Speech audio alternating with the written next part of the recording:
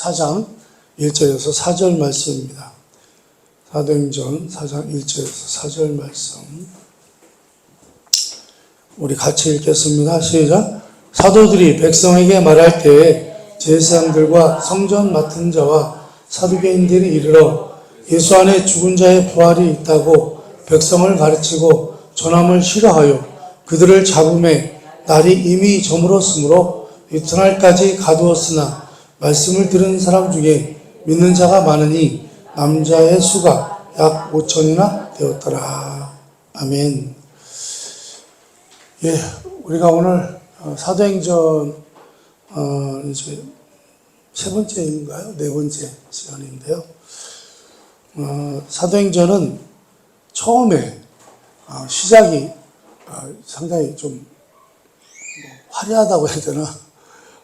좀 권능, 놀라운 기적, 능력 이런 걸로 출발을 합니다. 그렇죠? 그래서 각 사람이 방언을 하기도 하고 참으로 또 놀라운 일들, 또 이렇게 안진뱅이를 일으키기도 하고, 아무튼 그렇게 그런 능력들이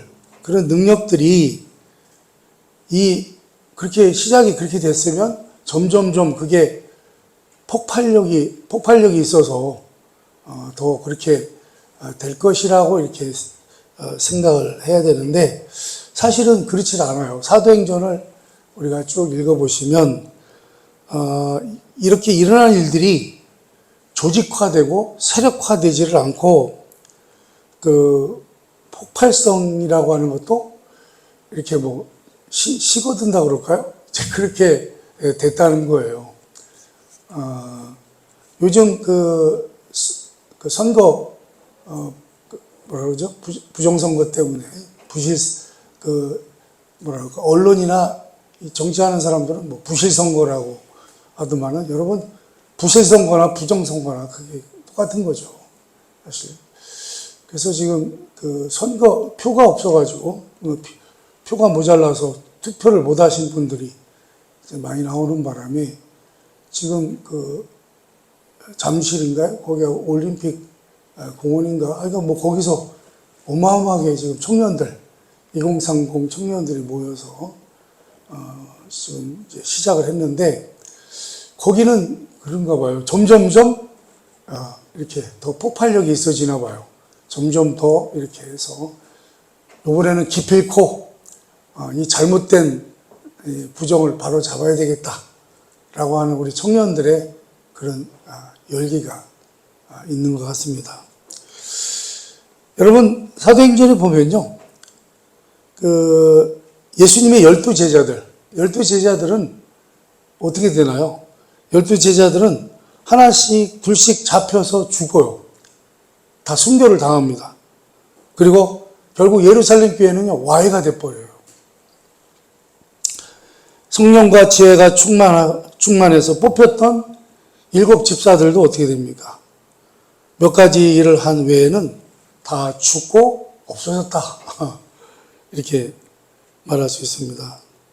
주님 앞에 친히 부름을 받았던 모든 사람들이 몇 가지 일을 한 이후에는 그 일들로 말미암아 역사의 현장과 무대 전면에서 다 퇴장을 해버리고 맙니다.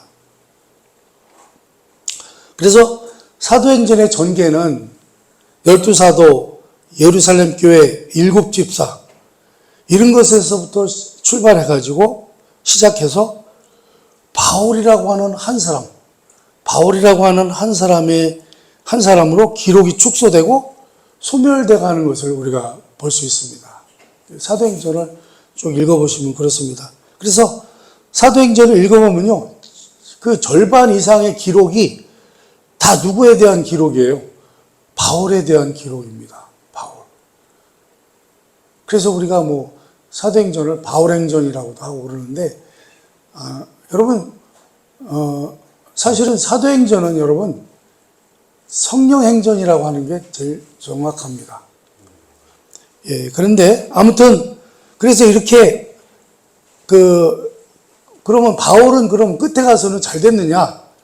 그게 아니에요. 이제 사도행전 끝에 가보면 그가 어떻게 해요? 감옥에서 그 일을 계속하고 있었다라고 하면서 사도행전이 끝나요. 아니, 왜, 우리 목사님은 왜 기운 빠지는 말을 하실까? 이렇게 말할 수도 있는데, 왜 이런 말씀을 드려야 하냐 하면, 많은 신자들이 뜻밖에도 내가 신앙생활을 했으니, 내가 주를 의지하고 모든 것을 희생했으니, 이 세상에서 만족할 만한 보상을 받아야 된다라고 기대를 하고 있다는 것입니다. 그럴 때마다 우리는 이런 질문을 스스로에게 해보셔야 됩니다. 신앙생활을 하는 것과 신앙생활을 하지 않는 것 중에서 어떤 쪽이 더 형통한가라는 것입니다. 우리가 이제 인생을 좀 살아보면 그렇잖아요. 내가 예수 믿기 전과 예수 믿고 난 후에 어떤 때가 더 형통했었는가? 여러분의 인생길에서 신앙생활을 안 했기 때문에 당하는 고난과 신앙생활을 하기 때문에 오는 고난 중 어느 쪽이 더 크고 많은가라는 것입니다. 여러분 그런 생각을 한번 해보셨어요? 여러분 우리가요 성경을 보면 성경 어느 곳에도 신앙생활을 하면 형통해진다고 말한 적이 없습니다. 우리가 예수 믿으면 형통한다라는 말은 언제 한 거예요? 성경에 나와 있는 게 아니라 전도할 때 예수 믿으면 복 받습니다. 예수 믿으면 병도 낫고 형통해집니다. 이렇게 전도를 한 거예요. 그러나 그런 말씀이 성경에는 있을까요? 없을까요? 없다는 거예요. 신앙생활을 했기 때문에 병이 낫고 돈이 잘 벌리고 유명해지고 좋은 직장에 들어간다고 하는 약속을 한 적이 없다라는 것입니다. 그런데 우리는요, 막연하게 그런 기대를 가지고 있다는 사실입니다. 여러분, 오늘 본문도 배경이 뭐냐면, 우리가 지난주에 살펴봤습니다만, 안진뱅이를 치료하는 사건이 나오죠. 그러면서 베드로와 요한이 뭐라 그래요? 은과 금은 내게 없거니와 내게 있는 것으로 내게 주노니 곧 나사렛 예수 이름으로 일어나라. 안진뱅이를 치료했어요. 고쳤어요. 자, 고쳤는데 고쳐놓고 어떻게 됐습니까? 사도들은요, 그 일로 인해서 어떻게 돼요? 잡혀갔어요. 감옥에 잡혀갔습니다. 사두개인들에게 당시에 종교 지도자들, 정치 지도자들이었던 사람들을 우리가 얘는 사두개인인데 사두개인들에 의해서 잡혀서 감옥에 갔습니다. 왜 잡혀갔나요?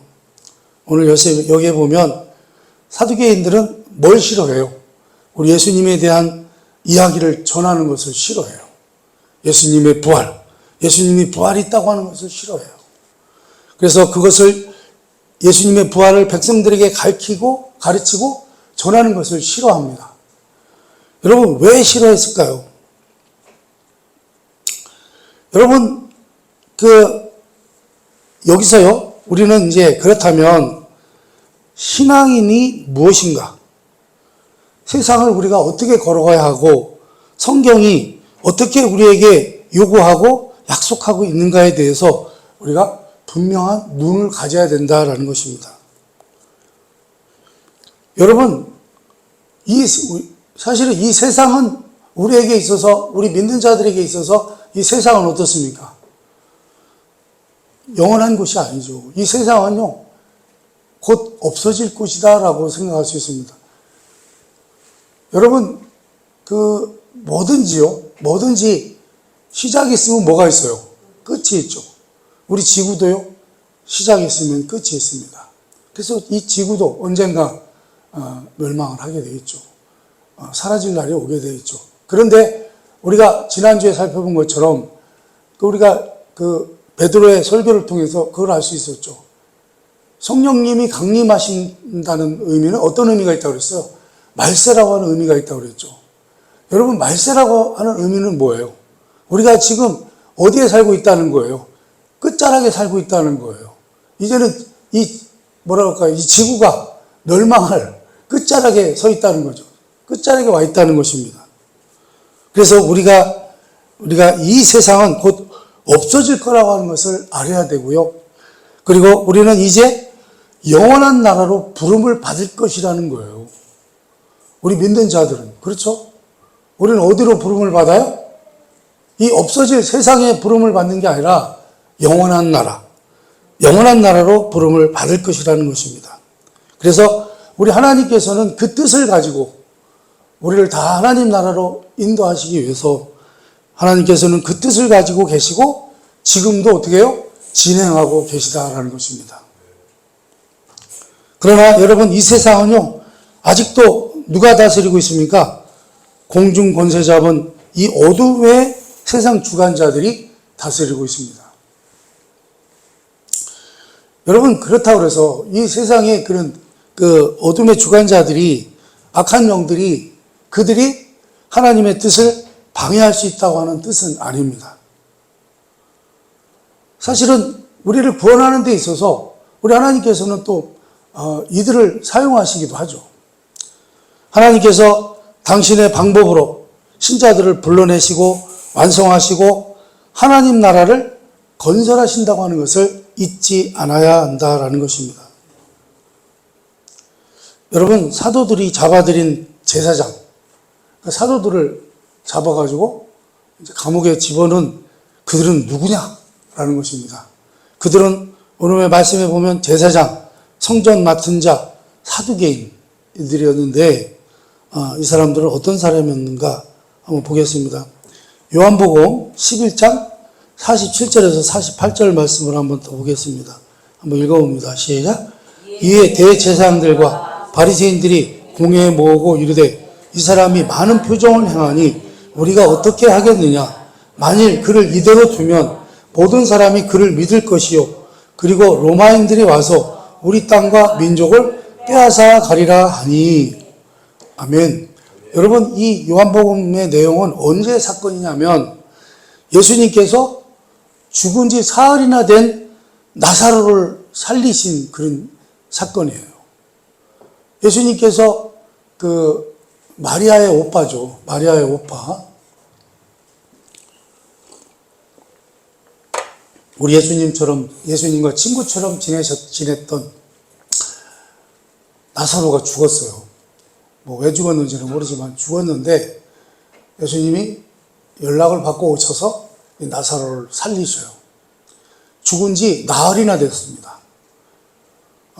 사람이 죽으면 어떻게 되죠? 사람이 죽으면요, 사람이 죽으면 물이 내리더라고요. 물이 내려요. 그러니까 물이 흘러내려요. 그러니까 이제 썩어가는 거죠. 그런데 나흘이나 됐으면요, 이거는 어떻게 죽은 사람을 살릴 수 있는 그런 손 쓸 수 있는 시간은 지났어요. 그런데 나흘이나 된 이 나사로를 예수님이 오셔서 어떻게 해요? 살리셨어요. 나사로야, 이리 나오너라 해가지고 나사로를 살리셨어요. 그분은 이렇게 죽은 지 오래된 자를 살리신 거예요. 그러니까요, 많은 백성들이요, 그걸 보고 어떻게 했겠어요? 우리 예수님이 그동안 행하신 일들이 많잖아요. 우리가 마가복음을 통해서도 살펴봤습니다만, 우리 예수님이 하신 일들을 보면서 사람들이 많이 따르게 됐잖아요. 수많은 사람들이 따랐단 말이죠. 거기다가 이제 죽은 사람까지 살리고 나니까 어떻게 해요? 많은 사람, 정말 수많은 사람들, 수많은 백성들이 우리 예수님의 말씀에 전적으로 귀를 기울이기 시작했다는 거예요. 그러면서 우리 예수님이 그렇게 말씀하신 거죠. 주님께서는 지금 눈에 보이는 세계가 전부가 아니다. 영원한 나라가 있다라고 가르치고 계십니다. 그러면서 그런 얘기를 하시잖아요. 회개하라. 천국이 가까이 왔다. 너희들이 하나님 나라에 갈 날이 가까이 왔다. 그 얘기죠. 그런데 이 대제사장들, 바리새인, 사두개인들, 성전 맡은 자들은 한마디로 당시 누구예요? 이 사람들이 종교 지도자입니다. 종교 지도자요? 그리고 이스라엘은요 종교 국가잖아요. 그러니까 이 사람들은요 종교 지도자일 뿐만 아니라 정치 지도자이기도 했어요. 이 사람들은 사법권까지 다 갖고 있어요. 그러니까 사도들을 감옥에 집어넣죠. 여러분, 사실 이들은 종교 지도자요? 당시 권력을 쥐고 있던 자들이었습니다. 이 사람들은 말만 종교인이지 사실은 이 세상이 전부인 그런 사람들이었습니다. 자, 그런데요, 우리 예수님이 하시는 일들을 보고 백성들이 어마어마하게 예수님을 따르잖아요. 그걸 보니까 이 사람들이 뭐예요? 겁이 나는 거죠. 겁이 나는 거예요. 야, 이거 이렇게 돼서 사람들이 다 예수님을 따르게 되면 국론이 분열되고 백성들이 주님을 의지해서 지금 있는 정치 체제를 무너뜨리게 되면 지금 로마와 잘 타협해서 잘 먹고 잘 살고 있는 자기들이 누리고 있는 평화와 행복이 깨질까봐 걱정을 하고 있는 거예요. 한마디로 예수님의 인기가 너무 높아지니까 자신들이 누리고 있던 그 권세를 뺏길까봐, 그 부귀영화를 뺏길까봐 그게 두려운 거예요. 그래서 예수 그리스도를 앞세워서 이 민족이 반란이라도 일으키게 되면 로마가 가만히 있겠느냐는 거예요. 로마가 저들의 반란을 진압할 뿐만 아니라 지금의 사회 체제를 다 무너뜨리고 빼앗아 가서 자기네 땅과 백성들을 빼앗기고 자기네가 지금 누리고 있는 부와 지금의 현실적인 삶을 잃어버릴까봐 지금 가장 걱정하고 있다라는 것입니다. 그래서 이들이 대표적으로 누구예요? 사두개인들이라는 거예요. 사두개인들. 그래서요, 이들의 오직 하나의 목표는 어떤 애국도 아니고 종교도 아니고 윤리도 아니고 지금 형편과 상황에 가장 유익한 변에 서서 자기네 배를 불리고 이 세상에서 잘 먹고 잘 살기에 바쁜 사람이었다라는 것입니다. 사두개인들은요, 원래 물질주의자들이에요. 바리새인들은 그들이 가진 종교적인 열심 때문에 사람들에게 인정을 받는 그런 사람들이었습니다.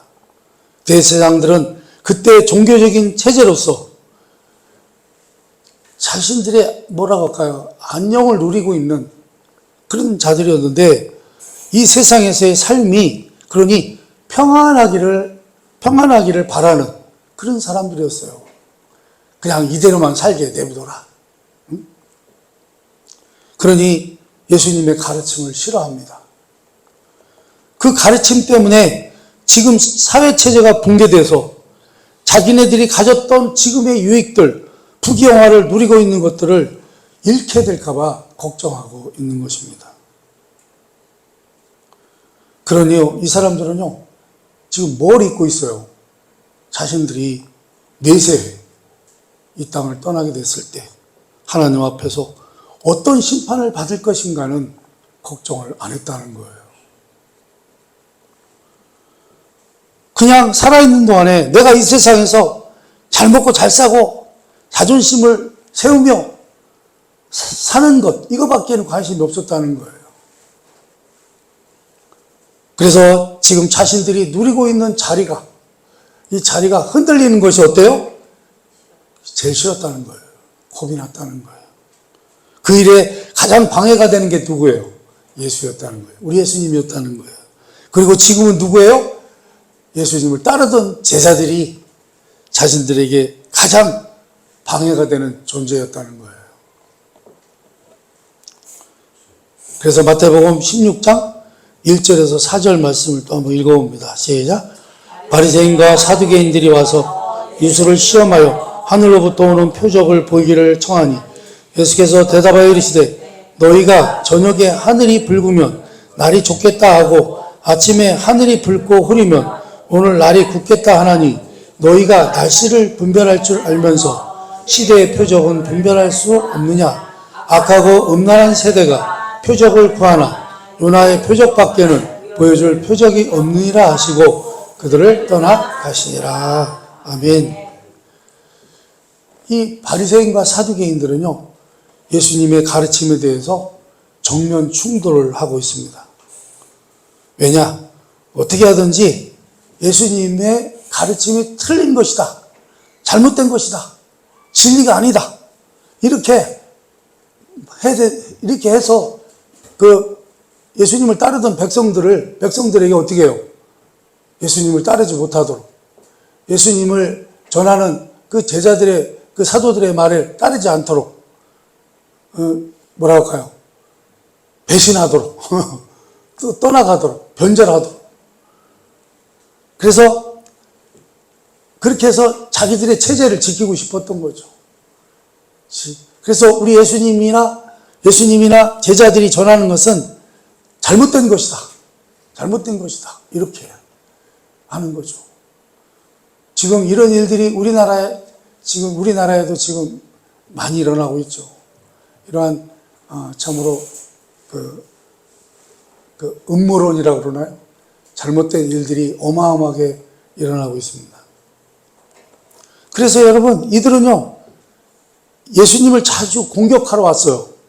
무슨 수를 써서라도 주님의 가르침이 틀리다라는 것을 어떻게든 올무를 걸고 실족시켜야 됐다라는 것입니다.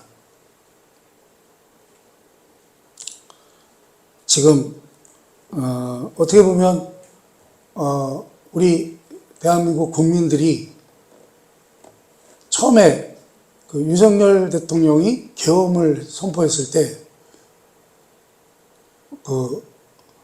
저게 뭔 소리라 그랬어요. 그죠? 부정선거를 밝히기 위해서 선관위에 계엄군을 투입하고 그런 거에 대해서 좀 이상하게 생각했어요. 그렇죠? 저게 뭐야? 그랬는데 지금 와서 여러분 어떻게 됐습니까? 그게 다 드러났어요. 윤석열 대통령은 정말 우리나라를 살리기 위해서, 이 나라를 살리기 위해서 자기를 희생시킨 사람이었구나라는 것을 알 수 있습니다. 참으로 훌륭한 사람이죠. 그런데 반대로 어때요? 지금을 정권 잡은 자들은 어떻게 해요? 뭘 하기를 원해요? 윤석열이라고 하는 사람은 어떤 사람이다? 잘못된 사람이다? 나쁜 사람이다? 거짓말이다? 이걸 하고 싶은 거예요. 왜요? 자기들이 지금 누리고자 하는 것들을 지키기 위해서. 그들은 우리 나라가 망하는 것도 신경 안 써요. 지금 엄청난 우리나라 위기에 와 있습니다. 그렇죠?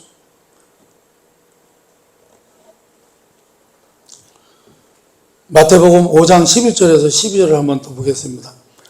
나로 말미암아 너희를 욕하고 박해하고 거짓으로 너희를 거슬러 모든 악한 말을 할 때에는 너희에게 복이 있나니 기뻐하고 즐거워하라. 하늘에서 너희의 상이 큼이라. 너희 전에 있던 선지자들도 이같이 박해하였느니라. 아멘.